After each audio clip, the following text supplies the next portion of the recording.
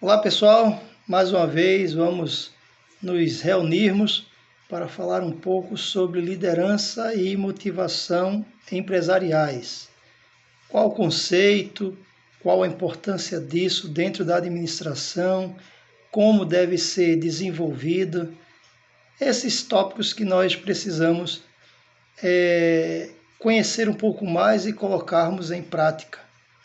A liderança e a motivação precisam estar lado a lado. Primeiro, vamos pensar em uma questão que muitas pessoas discutem e alguns ainda não definem bem. Vocês sabem me dizer a diferença entre um chefe e um líder? Pois bem, fiquem pensando aí para que no decorrer desse nosso bate-papo vocês tenham um conceito bem apurado sobre o que é ser chefe e o que é ser líder, a partir do conceito de liderança, né? Liderança é a capacidade, é a habilidade que algumas pessoas têm, algumas pessoas desenvolvem de influenciar outras pessoas a fim de que possam atingir objetivos comuns. Então, esse é o conceito mais simples. Na liderança, nós influenciamos para que as pessoas atinjam objetivos e metas que serão úteis, serão ideais para elas, para nós, para a empresa. Pensem comigo quantos grandes líderes existiram e existem na humanidade. Líderes como Jesus Cristo, líderes como Mahatma Gandhi, líderes como Martin Luther King, Madre Teresa de Calcutá, pessoas que foram líderes não porque mandavam os outros fazerem, mas porque eles davam exemplo fazendo, né? Há um texto interessante que diz que alguém falou assim para Madre Teresa de Calcutá: Madre, a senhora tem muita coragem. Eu, nem se ganhasse $1 milhão, eu colocaria a mão em um desses doentes, fedorentos, leprosos que a senhora cuida. Ela sorriu suavemente e respondeu: Pois é, meu filho, se eu ganhasse $1 milhão, eu também não faria. Ou seja, ela fazia porque ela sentia amor naquilo que estava fazendo, empatia. Né? Um líder, ele faz aquilo que ele gosta, que ele ama, e ele influencia as pessoas a amarem aquilo também.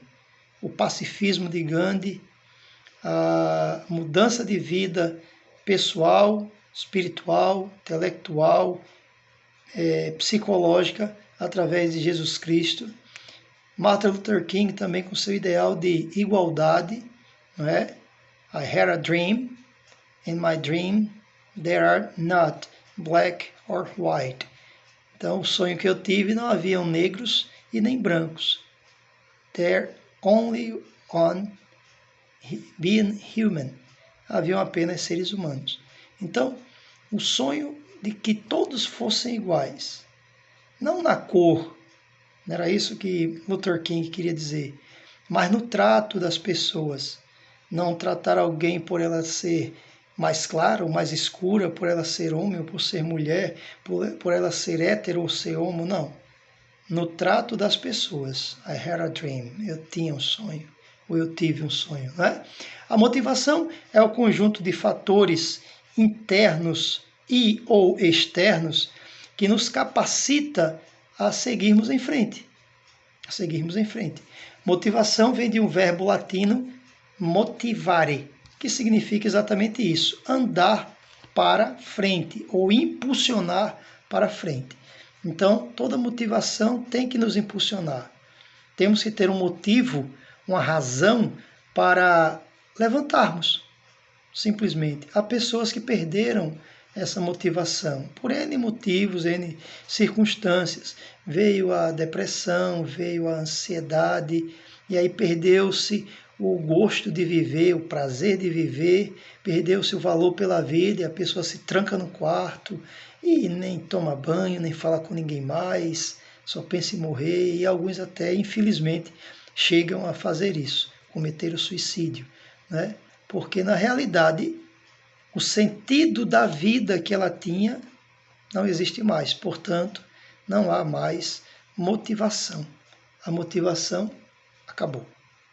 Então, quando nós temos esses fatores que nos impulsionam interna e externamente, seja, por exemplo, crescer profissionalmente na empresa, um fator externo, né? Ter um salário melhor, uma qualidade de vida melhor. Aí um fator interno, realizar sonhos que eu não podia realizar antes com a minha família, como viajar, nem que seja conhecer um outro estado, pessoas que nunca saíram do estado em que nasceram, né? E que gostariam de viajar, de conhecer. E aí é uma motivação externa. E a motivação interna se torna aquela em que isso vai trazer, vai proporcionar algo de bom, uma qualidade de vida melhor para minha família, meus filhos, para minha mãe, enfim, para todos que estão à minha volta. Então, a motivação é isso, esse sentimento. Todo líder deve motivar os seus liderados. Não pode simplesmente deixar acontecer, né? O líder precisa ser um exemplo, um espelho, um farol a ser seguido. E qual a relação? Qual a relação entre motivação e liderança? Há alguma relação? Sim, eu acabei de falar. Todo líder precisa motivar. E para você motivar, você precisa estar motivado. Imagine que você vai para uma academia, né? Você vai malhar, você vai redefinir o seu corpo, o seu físico, musculatura, massa corporal e etc. E aí o seu treinador, o seu personal trainer, seu treinador pessoal, é um jovem, uma jovem que está muito acima do peso, já está entrando em obesidade mórbida.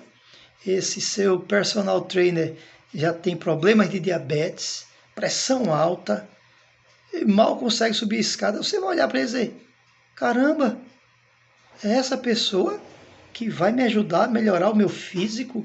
É essa pessoa que vai me ajudar a ser fitness? Não faz sentido, faz? Não tenho nada contra quem está fora do peso, não é isso que eu estou dizendo. Eu estou dizendo que a imagem não traria para a pessoa que vai praticar o esporte uma imagem positiva, assim como um nadador profissional, né? O cara tem que ter um pulmão de aço. Com Michael Phelps da vida, né? O homem golfinho. Aí imagine Michael Phelps, um camarada cheio de bebida, tal, chega na piscina lá todo, aí pessoal, tá tudo jóia, bêbado, fumando durante os treinos, não faz o menor sentido. Que motivação as pessoas que iriam estudar ou admirar, acompanhar o atleta Phelps teriam? Nenhuma. Então, a motivação ela está diretamente ligada ao líder e à liderança. Não especificamente ou unicamente ao seu biotipo. Eu usei exemplos que mostram a questão do físico e tal, mas eu poderia dar outro exemplo. Por exemplo, eu como professor de português, chego numa sala e começo a lecionar gramática e falar com meus alunos sobre os problemas das estaltas com chiclete apregado. Alguém iria olhar para mim e perguntar ao colega: esse cara é professor de português? Problema? Estalta? Chiclete apregado? Caramba, numa única frase o cara cometeu 4 crimes contra a língua portuguesa. Ele simplesmente matou a gramática. Como é que esse cara é professor de português? Ou professor de geografia? Aí um aluno diz: professor, eu esqueci a capital do Amazonas. Aí ele: eu acho que é Acre. Aí o outro vai dizer, não, Acre é um estado, professor. A capital do Acre é Rio Branco. Ah, é mesmo, é. Deixa eu olhar aqui no Google. É porque deu um branco, sabe? Esqueci. Você teria confiança no que esse seu professor lhe falasse posteriormente a isto? Todo ser humano erra. Todo. Só temos duas certezas na vida. A primeira é que vamos morrer. Nasceu, está vivo, já está pronto para morrer. E a segunda é que todos erramos. Se você não errar, você não é humano. Porque errar é humano, é da nossa natureza. Então, não estou dizendo que um professor de matemática não vai errar um cálculo, ou que um professor de geografia não vai lembrar de repente o nome de uma capital de um país assim bem esquisito, Cazaquistão. Faço a menor ideia qual é a capital do Cazaquistão. Mas um aluno não vai esperar isso do professor, um nadador não vai esperar um instrutor fumante, um personal trainer fora do peso não vai atrair alunos. Enfim, motivação, liderança estão intimamente ligados. O bom líder tem que entender, perceber, observar as necessidades da sua equipe, dos seus liderados, para assim poder motivá-los, direcioná-los, fazê-los sempre seguir em frente. Fato, né? Então, motivação e liderança, lado a lado. Continuando os nossos conceitos, nós vamos falar um pouquinho sobre a evolução da liderança. Não existem datas exatas. Alguém dizer, tal liderança, tal estilo de liderança começou no dia 1 de janeiro de 1931 e terminou no dia 12 de abril de 1942. Não existem datas exatas. Existem períodos. Muito semelhante à literatura ou à moda, a liderança como uma ciência humana, ela vai modificando a partir de novos conceitos e aplicações, né, em que as pessoas vão se adaptando àquele novo conceito, vão absorvendo e quando percebem já estão usando, certo? Por isso, existe a outra ciência que são chamadas de exatas, ciências exatas. As ciências exatas, como por exemplo a matemática, ela evoluiu, óbvio, ela evoluiu. Mas se eu perguntar a vocês, quanto é 3 vezes 5? Aí alguém vai me dizer, 15. Se eu voltasse numa máquina do tempo e perguntasse a um fenício, a um grego ou um egípcio, no ano 712 a.C., só uma suposição, né? Quanto é 7 vezes 5? Talvez eles não conhecessem a fórmula matemática assim, mas eles saberiam pegar, 3 vezes 5, eles saberiam pegar 3 montes com 5 pedrinhas, somar os 3 montes e dizer, são 15 pedrinhas, são 15. E se eu viajar nessa mesma máquina do tempo para o ano 3817, né?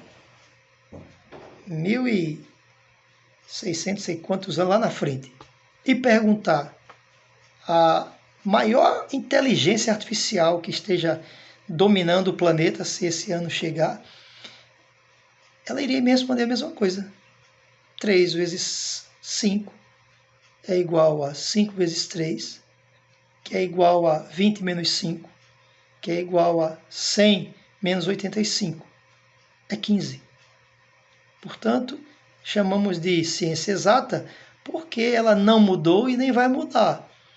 Lógico, alguns conceitos da matemática foram mudados, foram melhorados, digamos assim, mas depois que eles foram melhorados, eles se cristalizaram e as pessoas estudam até hoje. No ensino médio, nós estudamos a fórmula de Bhaskara. Aí alguém diz, quem danada é Bhaskara? Nunca ouvi falar, mas era um matemático. Ele criou uma fórmula que usamos no ensino médio. Até um dia eu perguntei ao professor, para que eu vou usar isso? Na minha vida pessoal, ele disse, se um dia você for engenheiro civil, mecânico, sei lá o que, você poderá usar o cálculo. Se você for fazer um cálculo de uma construção de uma ponte, você pode usar Bhaskara, você pode usar logaritmos, enfim. Eu disse, eu não pretendo ser engenheiro, mas tive que estudar, como todo mundo. E Bhaskara vai ser estudado depois de mim, depois de você, depois dos nossos netos, depois dos nossos bisnetos, vai continuar sendo estudado porque é uma ciência exata, certo? Mas, voltando ao princípio fundamental, a liderança, ela desenvolveu 4 teorias básicas. A primeira foi chamada teoria dos traços.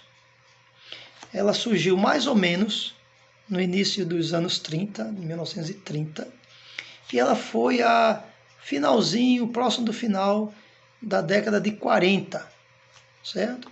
Se contarmos os anos 30, de 30 a 39, temos aí, né, a conta a partir do 30, temos 10 anos, com mais uns 8 ou 10 anos até final dos anos 40, uns 20 anos, mais ou menos, certo? Mas não tem nada exatamente, foi 20, foi 19, foi 18,5, esse período. Do início da década de 30 até o final da década de 40, a teoria dos traços na evolução da liderança. Então, nessa teoria, alguns teóricos diziam que os líderes, eles já nascem com traços de liderança, ou seja, a pessoa já nasce líder. Eu concordo, discordando, se é que isso existe. Algumas pessoas nascem com traços de liderança, sim. Algumas pessoas nascem. Você bota 2 grupos de crianças para brincar, na mesma faixa etária, tipo um grupo com 8 crianças entre 5 e 7 anos, outro grupo de crianças com mais 8 crianças entre 10 e 13 anos. Em cada grupo, 1 ou 2 dessas crianças irão se destacar como líderes. Por exemplo, elas vão dizer assim, vamos brincar de amarelinha. Aí eu disse, não, vamos, vai ser legal. Aí já começa a riscar no chão os quadradinhos para fazer a amarelinha, ou como também chamamos aqui no Nordeste, academia, né? Aí vai pulando aqueles números lá e tal, e chega lá no céu, e joga a pedra para trás, e vai voltando, etc. E aí os outros vão seguindo. Depois ele se abusa e, olha, vamos fazer o seguinte, vamos pintar. Olha, ali tem lápis, tem papel. Alguém vai dizer, eu quero pintar, não. Não, vamos, vai ser legal. Ele até convence. Pode ser que um ou outro não queira, mas a maioria vai acabar seguindo. Aí você observa, fulaninho tem um jeito de líder, esse caba nasceu para ser chefe. Ele tem traços de liderança, é fato. E ele pode até se tornar um grande, um bom líder. Mas não quer dizer que nessa genética ele vai ter que ser líder, ou que alguns daqueles que estavam ali apenas seguindo as orientações dele não possam se tornar um líder. Pode. O líder pode ser moldado também, né?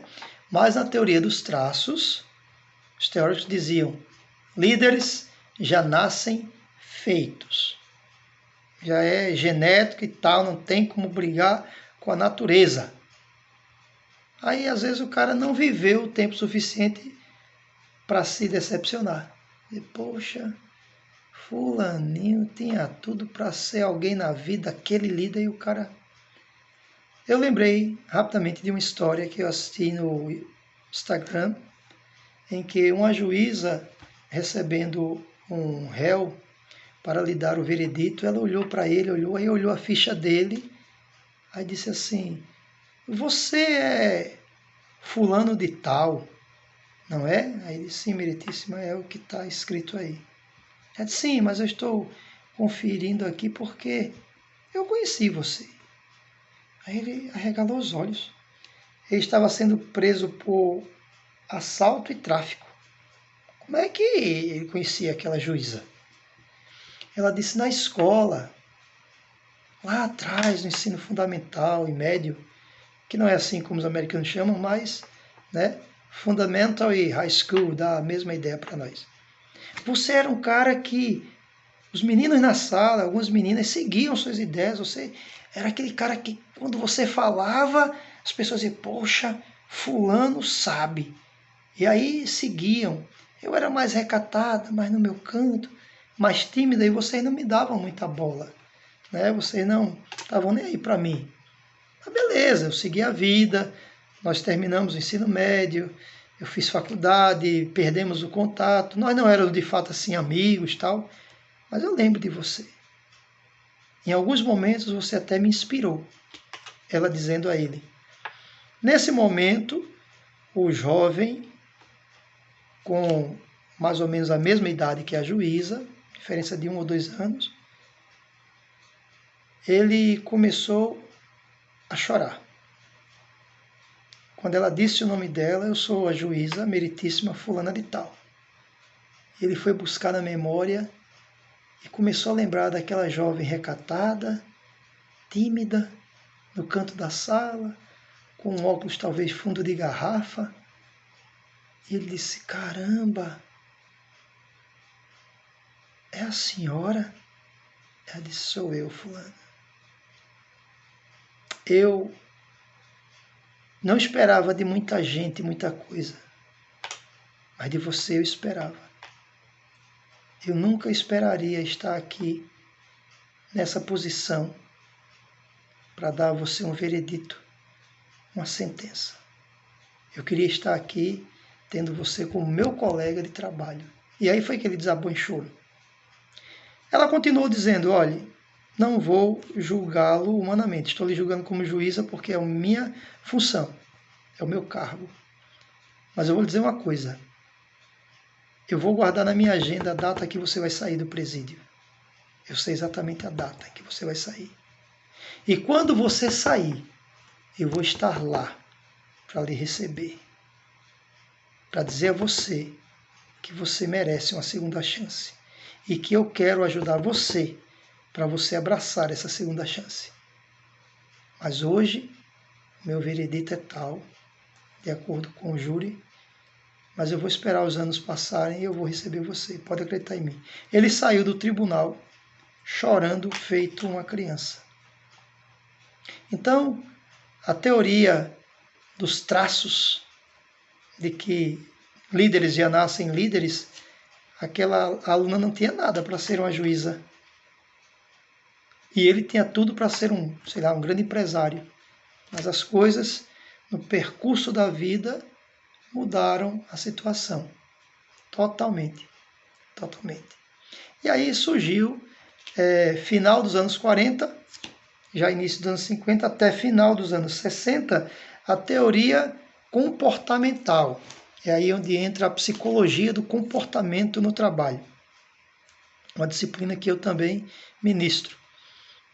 A teoria comportamental ou teoria do comportamento humano. Nessa teoria, períodos de 50 a 60, o foco era no comportamento do líder, como ele interage com o grupo, como é que ele interage, como é que ele se relaciona com o grupo.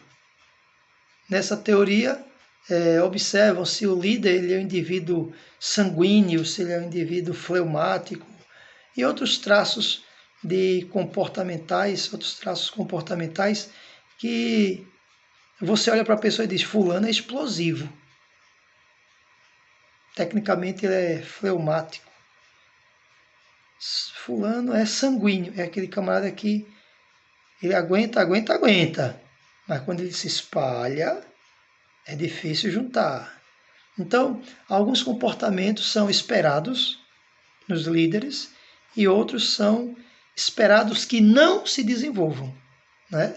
Imagine um líder que o tempo todo perde a cabeça com alguém do grupo. Ele não vai liderar nunca. Se ele liderar uma equipe de 200 pessoas, o meu pai, ele chegou a liderar uma equipe de 136 homens. E na maioria deles eram pessoas sem instrução na área da construção e eletrificação rural. E ele tinha que ter muita paciência.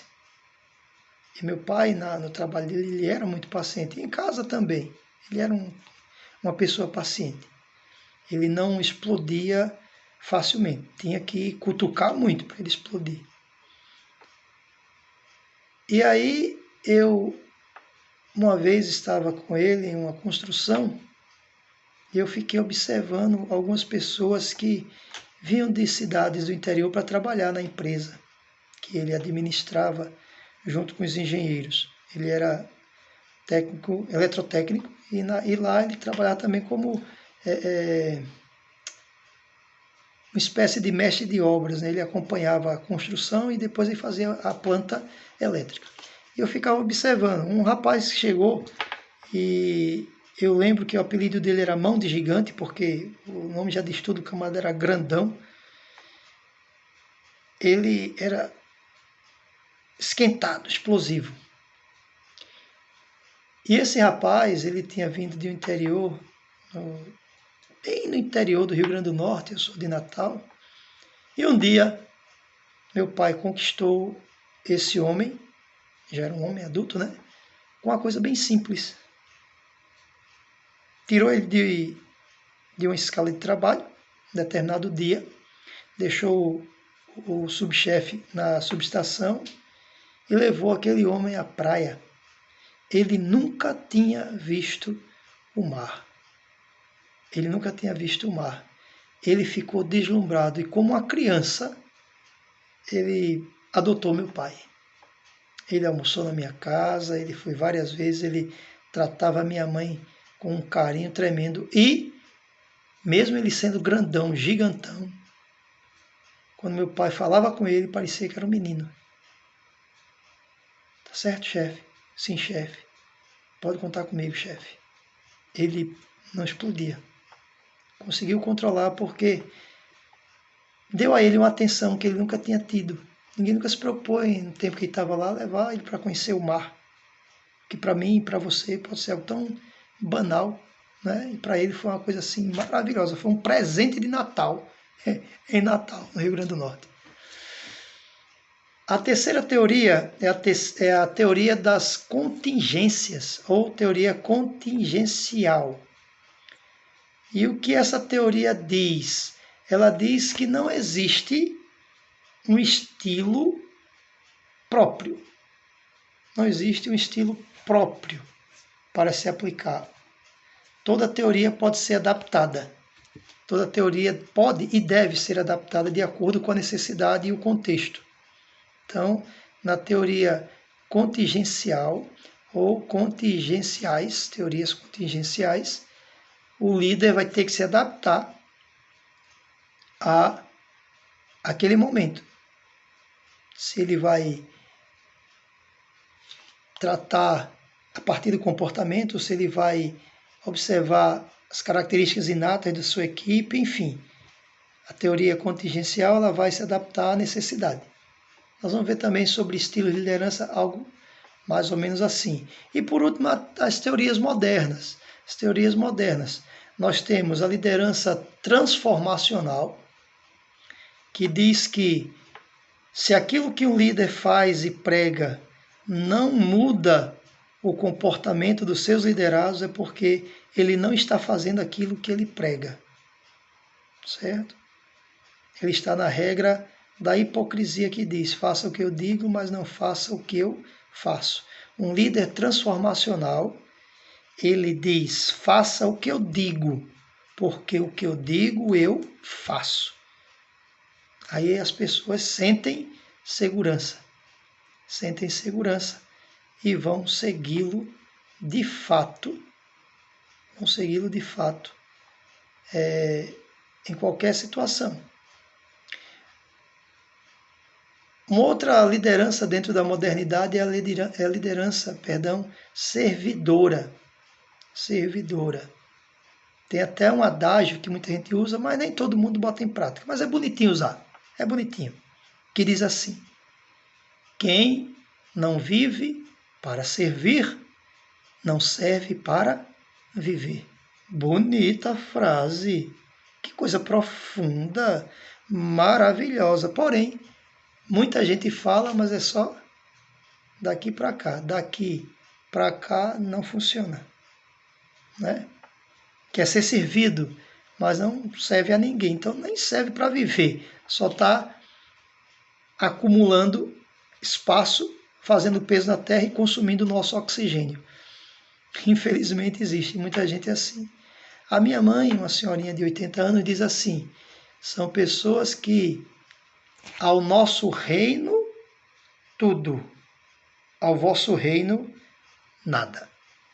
Ou seja, para mim, o melhor, para você, tô nem aí. Você que se lixe, você que se vire, é problema seu. Então, teoria dos traços, líder nascem. Teoria comportamental, líderes são formados.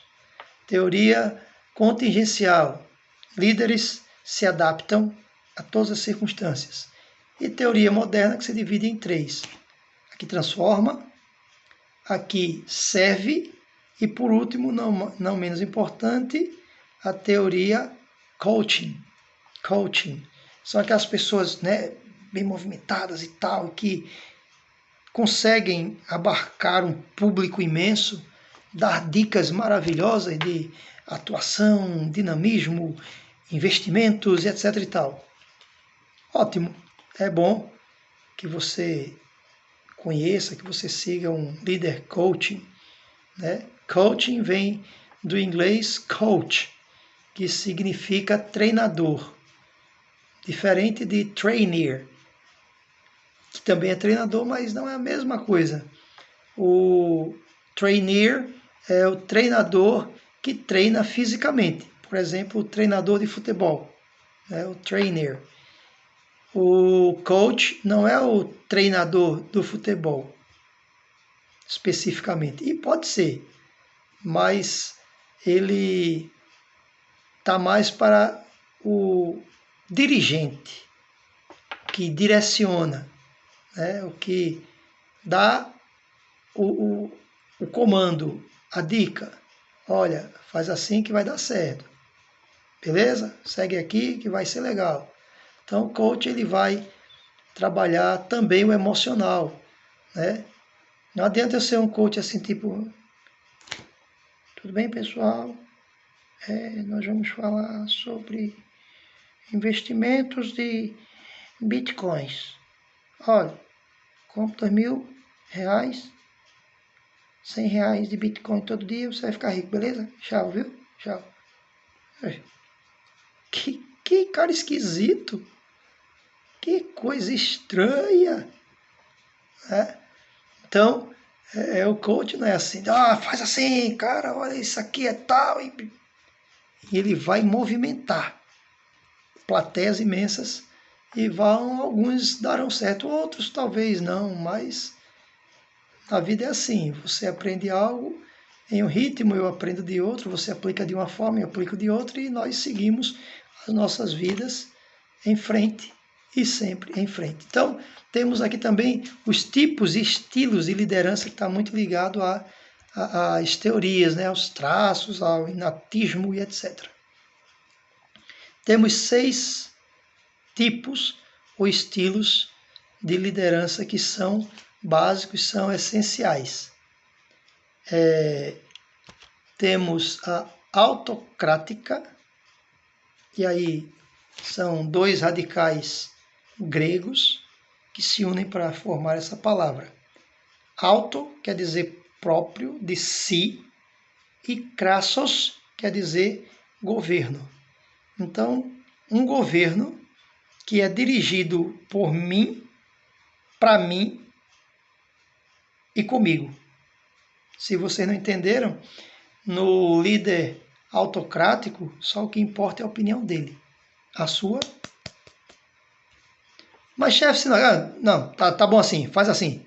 Desse jeito vai dar certo. Mas, chefe, o motor vai. Meu amigo, quem manda aqui é você ou eu? Tá bom, chefe, eu vou fazer. Bum, o motor explodiu, chefe. Por que, cara? Você fez errado. Não, chefe, eu fiz como o senhor disse. Só que o senhor não quis me ouvir. Mas aí o autocrático ele vai culpar você. Você entendeu errado. Eu dei a você a liberdade para você fazer da melhor forma. Você que não quis fazer, você é teimoso. Você é um cara teimoso, cara. E aí a autocracia ela é egocêntrica, né? Mas 2 radicais gregos perdão. Ego, eu, centros, eu no centro. Eu sou o centro de tudo. É assim um líder autocrático. Temos em segundo lugar, não é uma ordem de criações, é só uma ordem que eu elaborei aqui. A liderança democrática. Mais dois radicais gregos. Lembrem-se, eu sou professor de língua portuguesa, né? Temos aí demo, Crassus. Ai, governo do diabo. Não é nada disso. Estou brincando. Demo significa povo. Daí vem o termo demografia, estudo de uma população, né? A população, número demográfico, distribuição demográfica de uma região. Então, demo, povo, Crassus, governo. Então, segundo um grande líder, um grande presidente, um homem que veio do povo, raízes fincadas na terra, ele se candidatou mais de uma vez. Diziam assim, um analfabeto? Que é que esse cara vai querer dirigindo um país do tamanho do nosso, um país imenso como esse analfabeto vai fazer alguma coisa que preste? Vai fazer nada. E aí ficou aquela, né? E ele foi eleito presidente e foi tido na história como um dos maiores presidentes dos Estados Unidos da América. Desculpe, estou falando de Abraham Lincoln. Então, saído de uma fazenda, alguém um dia viu ele limpando as botas dele na Casa Branca e um líder de Estado olhou para ele e disse: presidente, o senhor limpa e engraxa suas próprias botas? Ele disse: pois é, filho, eu faço isso. E você, limpa e engraxa as botas de quem? Lincoln era muito criativo, muito perspicaz, porque ele foi muito humilhado durante sua vida, não é? Saiu realmente de uma família de pais analfabetos, mas ele era alfabetizado, mas era um homem humilde. E aí as pessoas diziam, o cara vem lá, sei lá, de onde, do Texas, falando aquele inglês arrastado. Esse cara vai dirigir um país imenso como são os Estados Unidos da América, mas ele tem uma estátua enorme, que é o Monumento a Lincoln, onde está escrito ao lado dele um texto que termina com o seguinte enunciado: o governo precisa ser do povo, pelo povo e para o povo. Esse é o conceito mais exato e perfeito de democracia. Não é um governo de um que manda. Não é um governo de um indivíduo ou de um grupo pequeno, não. É o povo. Demo, Crassus, governo do povo. Você elege um grupo para representar os seus interesses. Infelizmente, nós vivemos em um país em que eles representam os interesses deles, né? A nossa democracia está mais para uma autocracia. Porém, nós não estamos aqui para discutir política, talvez em uma outra aula. Mas hoje é para discutirmos estilos de liderança. Então, na liderança democrática, os liderados participam das sessões, das opiniões, os liderados fazem parte da tábua redonda, como fez o rei Arthur. Conta a lenda, rege a lenda, que Arthur fez uma mesa enorme, redonda, porque ele disse, aqui não tem quinas, nem cabeceira. Onde você sentar é qualquer ponto da mesa, porque o círculo, né? O círculo, ele não tem quina, então todo mundo aqui é igual. Ele dizia, nessa mesa todos são iguais. Fora dela eu sou o vosso rei, mas aqui nós somos todos cavaleiros da tábua redonda. Tábua quer dizer mesa. Então aí está a ideia de democracia, participação do povo. Terceiro estilo vem de um termo francês chamado laissez-faire. Como muita coisa em francês, fica até mais bonitinho, né? Você chegar no restaurante e dizer, Maître, por favor, me traga o menu. Ao invés de dizer, garçom, me dê o cardápio, fica mais bonitinho, né? Aí você diz assim, Maître, por favor, quanto está o escargot? Quanto está o escargot? Aí o outro chega e diz, ô garçom, me vê aquele prato ali de caramujo? Eu gosto de caramujo. Mas, assim como outras palavras, em francês fica mais bonitinho. Laissez-faire quer dizer liberal. Liberal. No estilo liberal, o líder dá aos seus liderados o poder de tomarem as decisões. Óbvio que esse poder também é limitado. É limitado. Eu preciso delimitar tempos, por exemplo. Charles, tem um programa aqui do computador que ele está com um delay, um atraso de 8 segundos na reinicialização. Aí eu, como técnico de computadores, eu nem sou, né? Estou dando um exemplo. Eu quero que você faça com que esse delay reduza para 4 segundos. É o ideal para o programa iniciar. Aí eu, como técnico, trabalhando aonde? Na Google. Aí o meu chefe da Google diz, você tem 30 dias. Eu, nessa liderança liberal na Google, em algumas áreas, óbvio, preciso ir para a Google para fazer o trabalho? Não, só se eu quiser. Os laboratórios de lá são maravilhosos para quem trabalha em tecnologia, mas se eu tiver o meu escritório com tudo que eu preciso para fazer o trabalho, eu posso ficar em casa. Ele me deu 30 dias, eu posso ficar 30 dias em casa. Eu não preciso ir. Mas como eu quero outros projetos e não quero perder meu emprego na Google, eu vou lutar para fazer esse trabalho em 15 dias. Aí vou chegar lá para o meu chefe, aí Lustosa, está aqui o programa, está rodando em 4 segundos, filé como você queria. Aí, beleza, tranquilo, tem outro projeto aqui para você. Opa, mais 30 dias em casa. Ou 15, né? Mas não funciona em todas as empresas.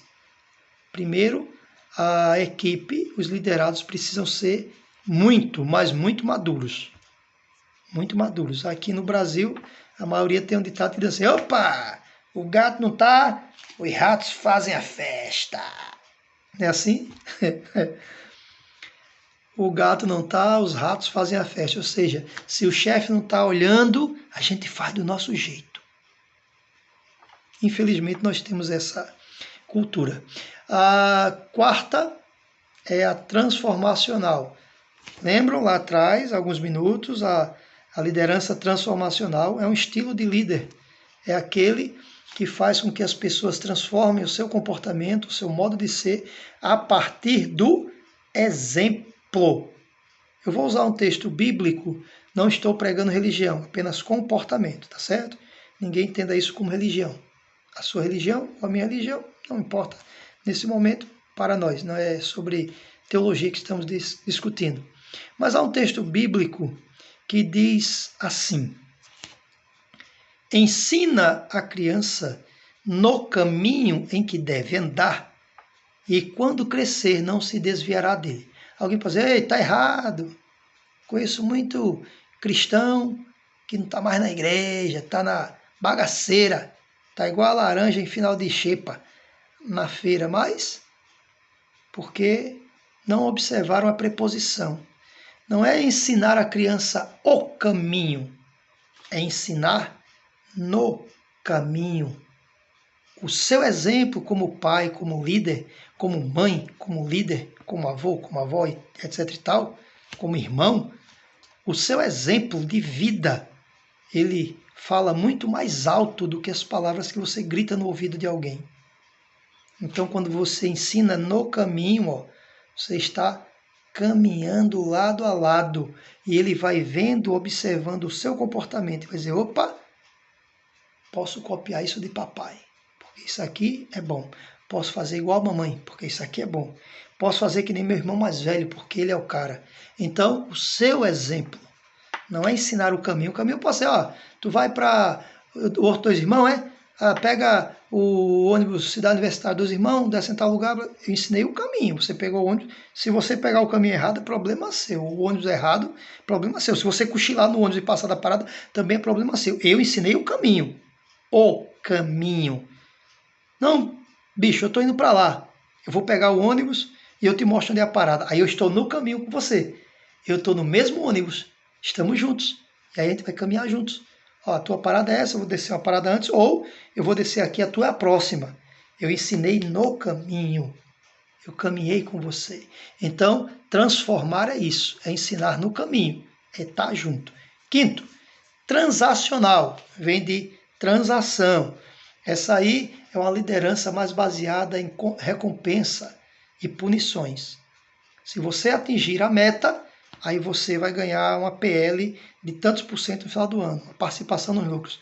Se não atingir, camarada, lamento muito, você não vai receber. Algumas empresas até pagam assiduidade.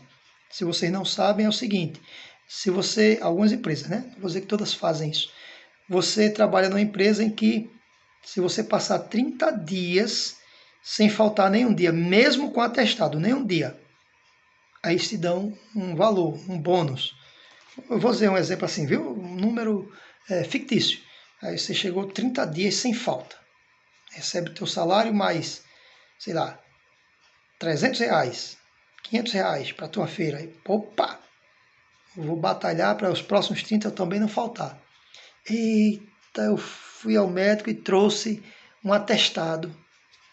Justificou a falta, mas não tirou. A falta existiu. Então, você não tem a sua bonificação de assiduidade. Né? Eu, como professor, eu faço isso com meus alunos. Entregar as atividades e entregar as atividades no prazo, na data exata, são duas coisas diferentes. Ah, mas eu entreguei. Você entregou um mês depois, uma semana depois. Você vai ganhar o mesmo ponto que fulano que entregou na data que eu pedi? Vai não, viu? Assiduidade transacional. Se você atingiu a meta, foi bonificado. Se você não atingiu, você foi punido. Sexto e última, não menos importante, nós temos o estilo situacional. Como o próprio nome diz, o líder vai agir de acordo com a situação. Há aquele liderado que precisa de um líder naquele momento autocrático. Ele vai dizer, é assim e acabou. Ou você faz ou você está fora. Porque o cara é cabeça dura, falta muito, etc e tal. Enfim, aí eu chego lá e digo, sem diálogo, sem conversa. Eu quero isso aqui em tal prazo. Se você não tem capacidade, eu vou botar outro. Já fica sobre aviso. Estou sendo autocrático.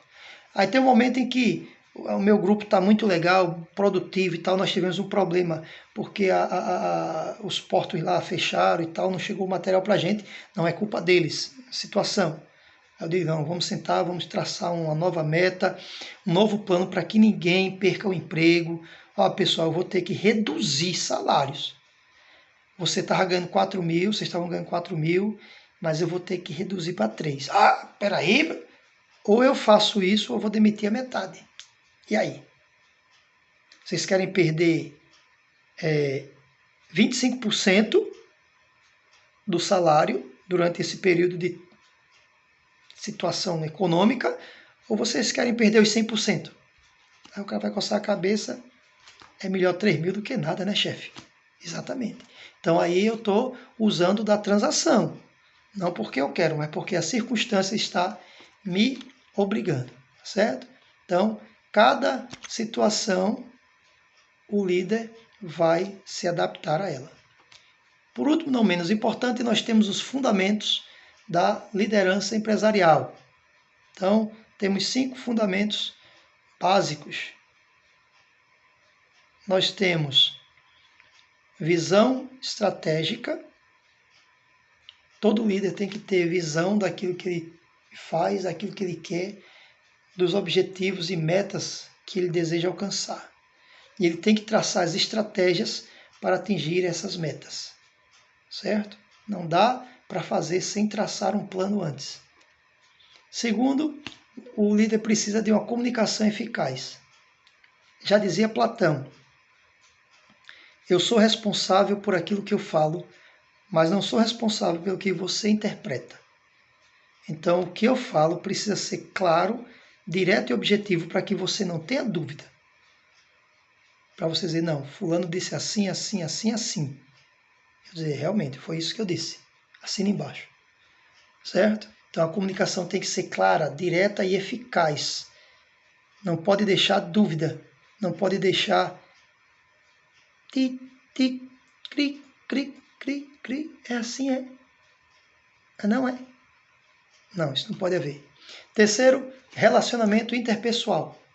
O líder tem que saber se relacionar bem com as pessoas. Primeiro, ele tem que ter um bom relacionamento intrapessoal. Como eu me vejo, como eu me sinto, como eu me aceito, vai refletir da forma em que como eu vejo, como eu aceito, como eu respeito ou não as pessoas.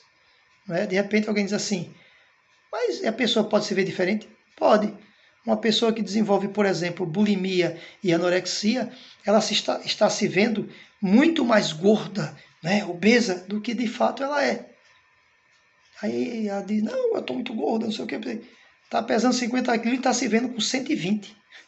Percebe? Aí desenvolve anorexia, bulimia, problemas de depressão. Por quê? Porque a forma que ela está se enxergando não condiz com quem ela de fato é. E outros se veem, né, bonitão, sabe tudo, quando na realidade, quando abre a boca, ai meu Deus do céu, é um desastre quase que ecológico. Motivação e engajamento, isso está lá no início, né? Está lá no início do nosso encontro. Você precisa motivar as pessoas para que elas se sintam enganjadas. E o que é se sentir enganjado? Na linguagem popular é vestir a camisa. Quando você trabalha em um lugar que você gosta do que faz, gosta das pessoas com quem você faz e gosta de onde faz, aí você veste a camisa. Tem um dia ou outro que realmente você não está nem afim de ir para lá. Vamos ser sinceros. Mas quando você veste a camisa, vai ser um dia dentro de uma situação de 30 dias no mês. Por quê? Porque as pessoas com quem você trabalha são gente boa, o ambiente se torna agradável, se torna um ambiente acolhedor, né? E aí tudo flui bem. E por último, não menos importante, tem que ter tomada de decisão e resolução de conflitos. Todo líder tem que ser um bom solucionador de conflitos. Tem que tomar decisões, às vezes, rápidas. Resolver. Não é ficar, vamos ver, eu acho que vai. Né?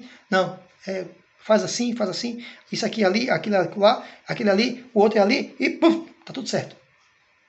Tá andando tudo dentro das engrenagens. Então, as decisões rápidas e certeiras. E solucionar conflitos. Esse aqui não bica bem com esse, mas esse aqui sabe executar uma tarefa nessa área aqui, que esse não sabe. Então, vou fazer o seguinte, quando necessário, vou separar esses dois, porque aí não vai ter mais bicudos se beijando, né? Se bicando. Então, solucionar conflitos também é interesse e habilidade de um líder. Para encerrarmos, pessoal, esse nosso bate-papo aí acredito vai terminar em 60 minutos, nós vamos fazer aqui 5 perguntinhas para vocês refletirem e responderem para si e, quem sabe, mandar para o meu e-mail. Charles com X, XARLSLOG,